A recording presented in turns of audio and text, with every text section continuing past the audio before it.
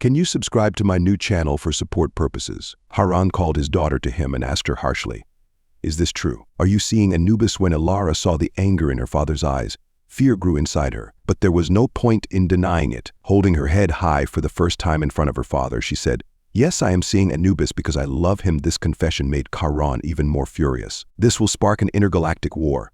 Your treason will tarnish the honor of Zerath." Ilara looked her father in the eyes as if she were challenging him. "Love should not be a cause for war. But you always seek war, don't you?" Father Charon was momentarily stunned by his daughter's boldness, but his anger overshadowed everything. "Your mistake endangers not only you but the entire galaxy. You are the one who will start this war." Charon immediately ordered the Zerath armies to prepare. He planned to launch an attack on Ankara, using Ilara's betrayal as a pretext for war. This was his opportunity, the perfect excuse to crush the enemy both psychologically and militarily. Meanwhile, Anubis had returned to Ankara and had to join the preparations for the war. His father was saying that they had to respond immediately to Zerath's threat. However, the conflict inside Anubis had now reached its peak. He was stuck between his love for Ilara and his loyalty to his own people. On one side was his father's expectations, on the other side was Ilara's innocent love. He decided to have one last conversation with his father. The Mummy King approached Anubis while he was sitting on his throne and looked into his eyes. "This war is inevitable," the king said. "Zerath has always been a threat, and now the threat is growing. Their technology will try to destroy us. We have to win this war." Anubis saw a ruthless determination in his father's eyes. The responsibility his father felt for his people left no room for love. But Anubis could not stop thinking about Ilara. Would he choose his own people or his love? This inner conflict was slowly consuming him. The night had fallen, and the stars were shining silently in the sky. In a secret spot in the forested area of Cythera, Anubis was waiting for Ilara. Every moment she spent with him was like an escape from the harsh reality of war. But this meeting could be the last time they would be together. When Ilara entered the forest, Anubis quickly approached her. They embraced each other, but beneath that embrace was a deep fear. Both of them felt that something inside them would change forever. "What can we do to prevent this war?" Ilara whispered, a desperate look in her eyes. "My father won't listen to me. He is angry with me for loving you, and he will start this war." Anubis held Ilara's hands and looked deep into her eyes. "This war is inevitable," he said bitterly. "My father and your father both see nothing but war. No matter how hard I try, I can't stop this war." Ilara could not hold back her tears. She knew Anubis would try to protect her, but she felt that staying by his side was dangerous for both of them. "What if I lose you?" Ilara said. "They will kill you in battle." Anubis was silent for a moment. Under the uncertainty of his fate, he had no guarantees to give Ilara. As he wiped Ilara's tears, he said, "I can't promise you, but I will end this war. No matter what, I will protect you." These words filled Ilara's heart with both hope and pain. Their love for each other would not be enough to stop the war. However, tonight they wanted to leave everything behind so that they could be together for the last time. They sat under the stars all night, not speaking. Just being by each other's side was enough. With the first light of morning, Ilara took one last look at Anubis and bid him farewell. When Ilara returned to the palace, all of Zerath's armies were prepared for war, as ordered by her father. King Charon had considered his daughter's relationship with Anubis a betrayal and used this betrayal as a reason for war. Zerath's advanced warships and military forces were ready to take action against Ankara. Anubis was watching the war preparations next to his father in Ankara. The warrior people of Ankara were almost invincible in war due to their immortality. While listening to his father's harsh orders, Anubis knew the price of winning this war. Both planets would suffer great losses. His father, the Mummy King, turned to Anubis and said to him coldly, "When Zerath moves against us, you must be merciless to them. The only way to win this war is to show strength." Anubis saw the ruthless determination in his father's eyes, but the devotion in his heart to Ilara was weakening him more and more each passing day. Anubis promised himself that he would not do anything against Ilara on the battlefield. However, this battle was a turning point that would determine the fate of their love. Zerath's first attack came faster than expected. As Zerath's giant warships entered Ankara's atmosphere, Anubis had to prepare his armies for battle. Both planets were isolated from the rest of the galaxy, fighting only against each other. The battlefield had become the symbol of the ancient hatred and differences of the two worlds. At that moment, a soldier of the Zerath armies began to advance towards Anubis. The soldier was carrying a weapon equipped with advanced technology in his hand. Anubis did not recognize this soldier, but he realized the danger and prepared to defend himself. However, at that very moment, the soldier's helmet came off and he saw Ilara in front of him. Ilara had been forced to join her father's army. When Anubis saw her on the battlefield, his heart pounded as if it would jump out of his chest. But what could be done at that moment? They were two lovers who had to take up arms against each other in the middle of a battle. Anubis dropped his sword and advanced towards Ilara. Tears welled up in Ilara's eyes. "You must not fight," Ilara said. "We will lose this war." Anubis stepped towards Ilara and took her in his arms. "I will end this war," he said with determination, "but I am prepared to risk everything to be with you." But at that very moment, a soldier from Zerath's army attacked Anubis from behind. Anubis fell to the ground after being hit in the back. Ilara screamed and ran to his side, but it was too late. Anubis did not take his eyes off Ilara as she lay on the ground covered in blood. "I will always love you," he said as he took his last breath. Ilara held Anubis' hand and burst into tears. While this tragic event was taking place on the battlefield, Anubis' death changed the outcome of the war. The Ankara army began to retreat under the influence of losing their leader. Ilara took Anubis' lifeless body in her arms and did not want to leave him alone on the battlefield. However, the noise of the battle overshadowed everything. Ilara could not prevent Anubis' death. After Anubis' death, everything lost its meaning for Ilara. They had lost the war, but losing Anubis was the greatest destruction for her. She did not want to return to Zerath. Facing her father was now an unbearable burden. After Anubis' death, Ilara realized that she was carrying Anubis' child. This brought both hope and great fear. Ilara had to escape from Ankara in the middle of the war. As her pregnancy progressed, it would be difficult to hide this fact. She could not allow Zerath to find her, because her father would not accept this child from Anubis. Ilara fled to a distant corner of the galaxy. Here, on a poor planet where no one knew her, she planned to hide and have her child. She took refuge on the planet Terra 7, one of the forgotten corners of the galaxy. This planet had been forgotten by both Zerath and Ankara. Here, Ilara lived like a peasant and tried to hide her pregnancy. However, the child she carried inside her carried both Anubis' ancient mummy lineage and Ilara's powerful alien genes. Ilara was determined to protect her child in order to keep Anubis' legacy alive. However, the echoes of this war would not leave her alone. Both Zerath's and Ankara's agents were after Ilara. Whether Ilara would be able to escape this war and protect her child was hidden under the dark shadows of an uncertain future. Of course, I am moving on to the next part of the story and deepening this part in detail. We will cover in detail the escape process Ilara went through after Anubis' death,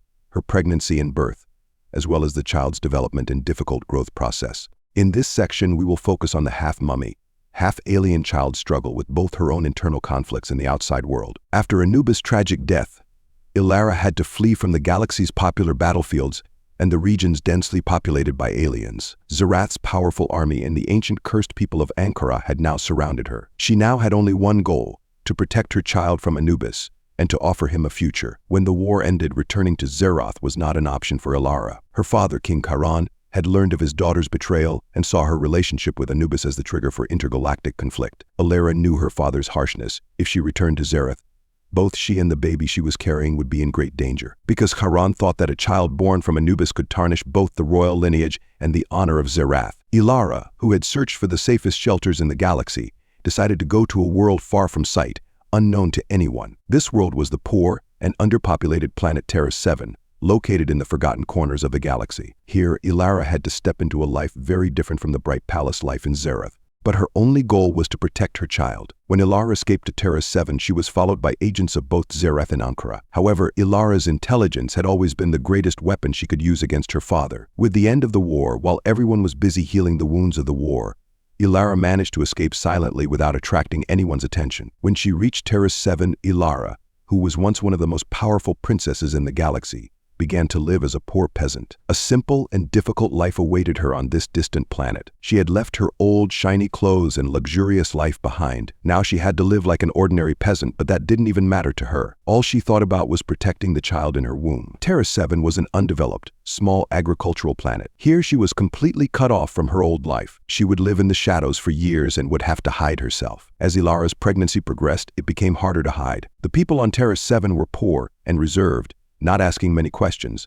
but Ilara's physical changes and loneliness were noticeable. Still, Ilara avoided being close to people, preferring to live alone. She lived a simple life in a small hut, trying to be as self-sufficient as she could. However, as the pregnancy progressed, Ilara began to grow physically weaker. Both the loss of Anubis and these difficult living conditions were wearing her out emotionally. When she was alone at night, she constantly remembered the moment of Anubis' death and heard his voice in her dreams. "I will keep your legacy alive," she said to herself. This little life inside her reminded her of Anubis and gave her a reason to live. One day, deep in Terra 7, in a dark forest area, Ilara began to give birth. Ilara felt great pain with the arrival of her child. No one was with her.